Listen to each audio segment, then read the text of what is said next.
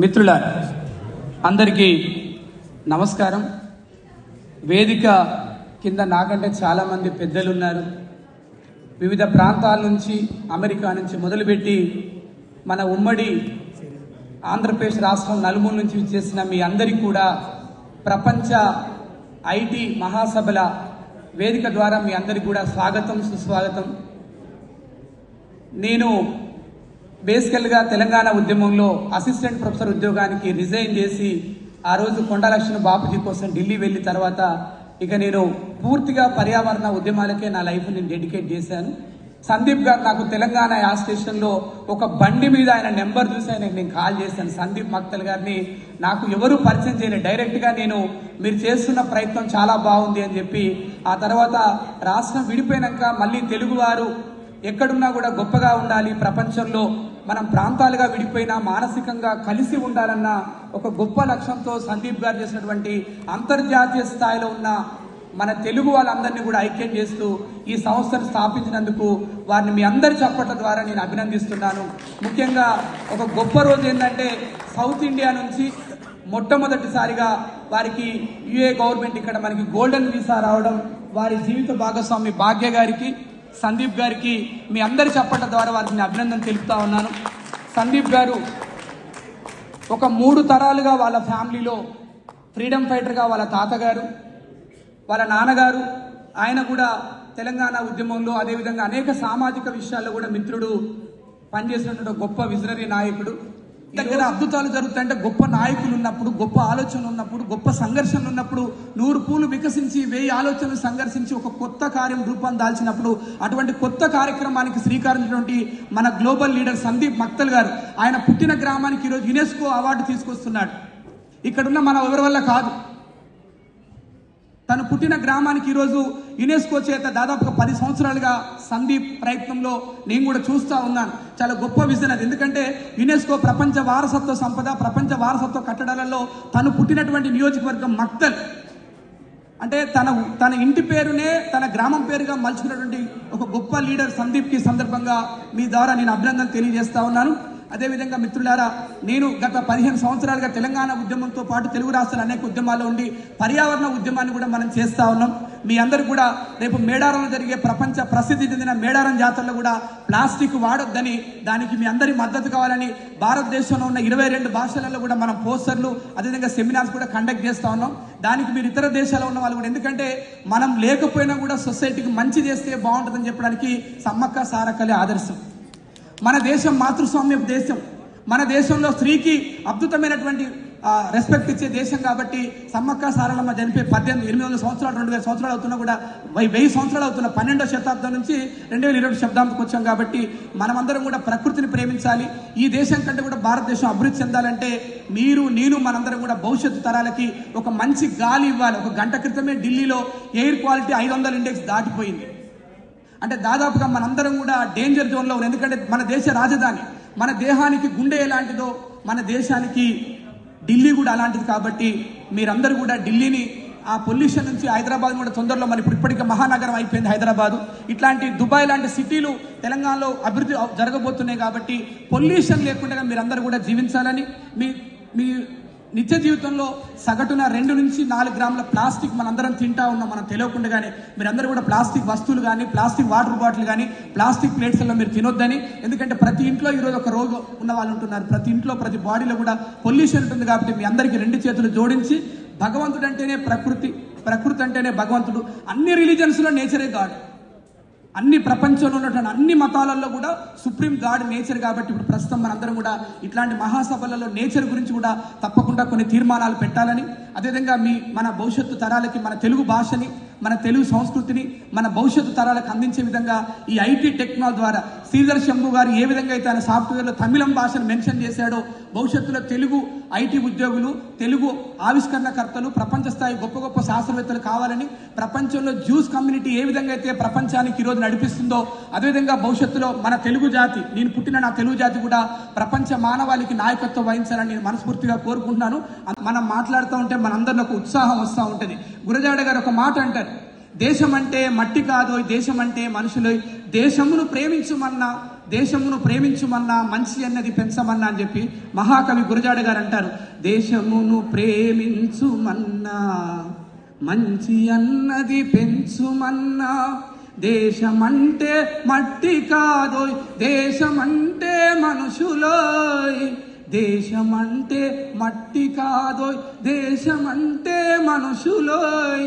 అంటే ఈరోజు ప్రపంచవ్యాప్తంగా ఉన్నటువంటి అనేక దేశాలకి ఈరోజు దుబాయ్ అనేది చాలా గొప్పగా ప్లాట్ఫామ్ ఉంది.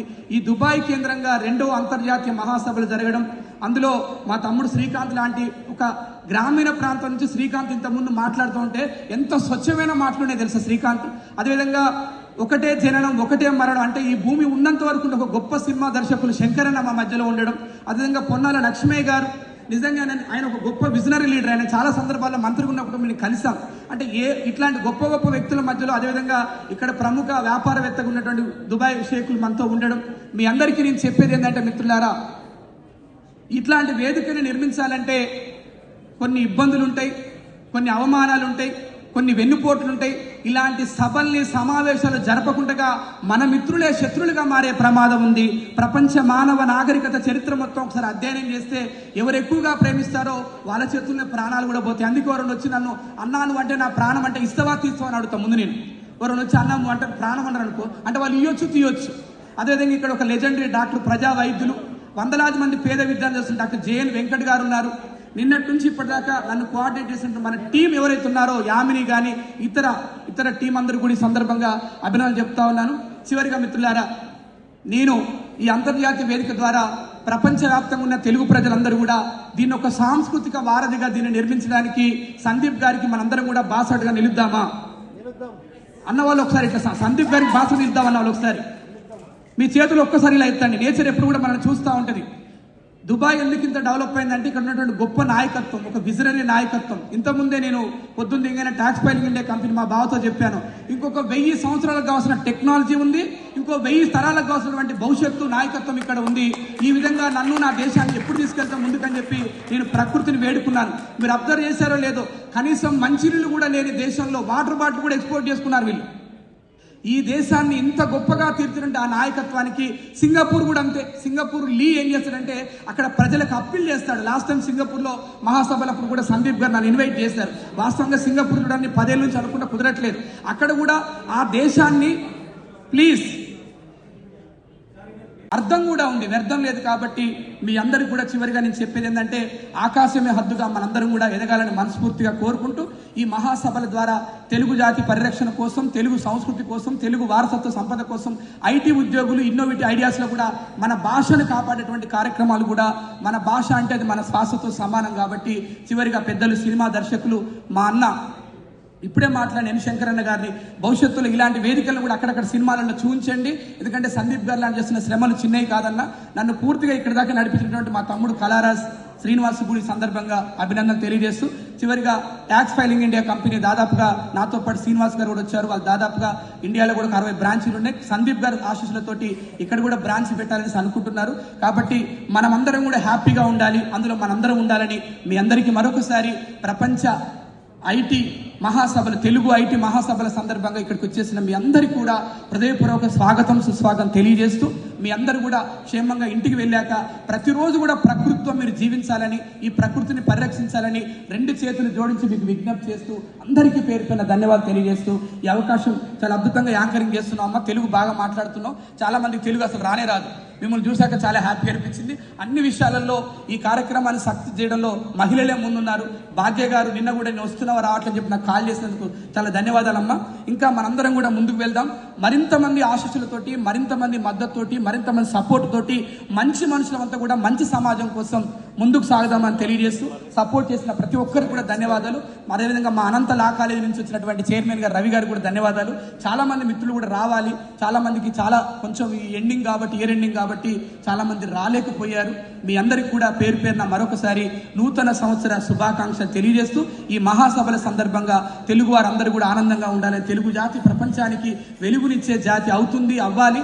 భవిష్యత్తు తరాలకి మనమందరం కూడా రహదారులు నిర్మిద్దామని ఈ దుబాయ్ కేంద్రంగా మీ అందరికీ విజ్ఞప్తి చేస్తూ, నేను మాట్లాడిన మాటల్లో తప్పులుంటే క్షమించండి, ఆశీర్వదించండి, దీవించండి, మీతో కూడా నన్ను నడిపించడం తెలియజేస్తూ, నేను నాయకులు ఎలా ఉండాలని చెప్పేసి ఒక పుస్తకం కూడా రాశాను. ఇది అమెజాన్లో మీ అందరికీ అందుబాటులో ఉంటుంది. వార్డు మెంబర్ దగ్గర నుంచి భారత రాష్ట్రపతి వరకు ఇందులో డీటెయిల్డ్గా ఉంటుంది. ఎందుకంటే భవిష్యత్తులో మీరంతా ఇండియాకి వచ్చాక ఎంపీలు కావాలి, ఎంపీటీసీలు కావాలి, జెడ్పీటీసీలు కావాలి, ఎమ్మెల్యేలు కావాలి, అవసరం అనుకుంటే తెలుగు రాష్ట్రాల్లో ముఖ్యమంత్రులు కావాలి, ప్రధానమంత్రులు కావాలి, మనస్ఫూర్తిగా కోరుకుంటున్నాను. 2 లక్షలు అమెజాన్లో నాయకుడు ఎలా ఉండాలని చెప్పేసి పుస్తకం సందీప్ గారికి కూడా నేను అందించాను. ఇందులో ఇక్కడ క్లియర్గా డీటెయిల్గా ఉంటుంది అనమాట. నాకు టైం తక్కువ ఉంది కాబట్టి ఎక్కువ విషయాలు చెప్పట్లేదు. అప్పటికే యాంకర్ మేడం గారు నా వైపు చూస్తా ఉన్నాను, అంత తేలుస్తాను, లేదమ్మా మైక్ ఇచ్చేస్తాను, మైక్ మీదే. ఇక్కడ వార్డు మెంబర్ దగ్గర నుంచి భారత రాష్ట్రపతి వరకు నేను నెక్స్ట్ బుక్లో మనం కనెక్టింగ్ నేచర్ మీద కూడా రాయబోతున్నాను. ఇక్కడ వరకు రాష్ట్రపతి వరకు కూడా గతంలో ఈ మన డబ్ల్యూఐటీస్ తోటి కనెక్టింగ్ నేచర్ కార్యక్రమం కూడా మనం టీహబ్లో పెట్టాం. మీరు దయచేసి వీలైతే 1 గంట 2 గంటలు ఎలక్ట్రికల్ డివైస్ కూడా దూరం ఉండాలని మీకు విజ్ఞప్తి చేస్తున్నాను. ఎందుకంటే భవిష్యత్ తరాల్లో ఫెర్టిలిటీ మీద చాలా పెద్ద ప్రమాదం ఉన్నది. కాబట్టి పెద్దల మీరు కూడా ఇలాంటి మంచి కార్యక్రమాలను ముందు తీసుకెళ్ళాలని తెలియజేస్తూ, ఈ అవకాశం కల్పించిన మీ అందరూ కూడా హృదయపూర్వక అభినందనలు, ధన్యవాదాలు, శుభాకాంక్షలు తెలియజేస్తూ,